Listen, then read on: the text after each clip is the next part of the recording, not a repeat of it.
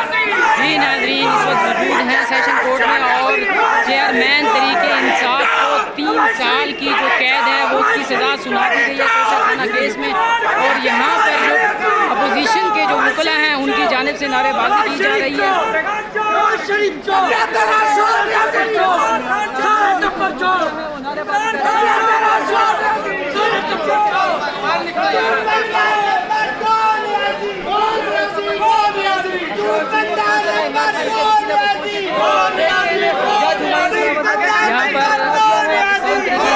और नून लाते वकला आमने सामने हैं, दोनों की जानिब से जो है नारेबाजी की जा रही है।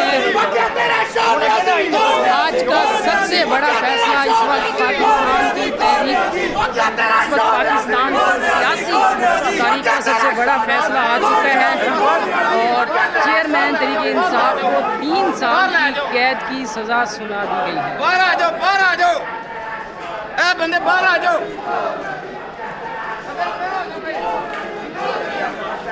जी नाज़रीन, एक दफ़ा आपको फिर बताते चलें कि पाकिस्तान तहरीक इंसाफ के चेयरमैन इमरान खान को आज कोशाखाना केस में हुमायूं बिलाल जो कि सिविल जज हैं उनकी जानिब से सज़ा सुना दी गई है।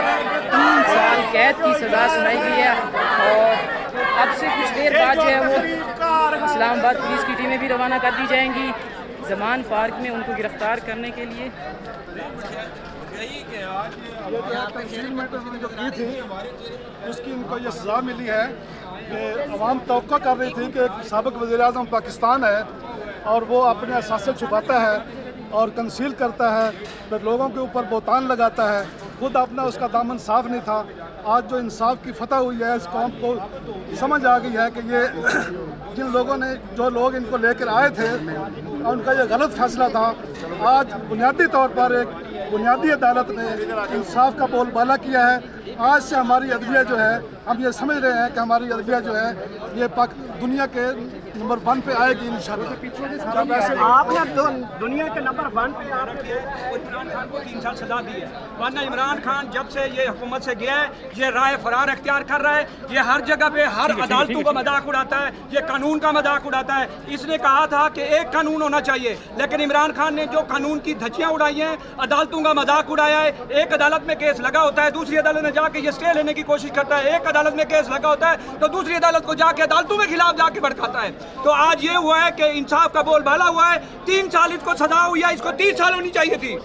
30 साल तो कानून में भी नहीं है सजा। नहीं, देखें एक चोर है जो बंदा जो अपने आप को सर्टिफाइड कहता था, जिस अदालत ने इसको सादिक और अमीन कहा था, जिस जज ने, आज उसको भी शर्म आ रही होगी कि मैंने इसको सादिक और अमीन क्यों कहा। ये घड़ी चोर साबित हुआ, ये घड़ी चोर है। उस वक्त तो घड़ी चोर नहीं था जिस वक्त सजा दी गई थी जी, जिस वक्त उनको सादिक और अमीन करार दिया गया तो उस वक्त तो घड़ी चोर नहीं थे ना। नहीं, वो जज ने उसने जजमेंट ही गलत दी थी कि सादिक और अमीन कहा था। जो बंदा शराबी हो, जो बंदा यूरोप में जाके जुआ खेलता हो और उसको इन्होंने सादिक और अमीन कहा, ये पाकिस्तान की आवाम के साथ मजाक किया, पाकिस्तान के खिलाफ मजाक किया। ये बात आ गई है, आप लोग मुतमिन हैं कि अदालत ने जो फैसला दिया है वो हक और सच पे मबनी है।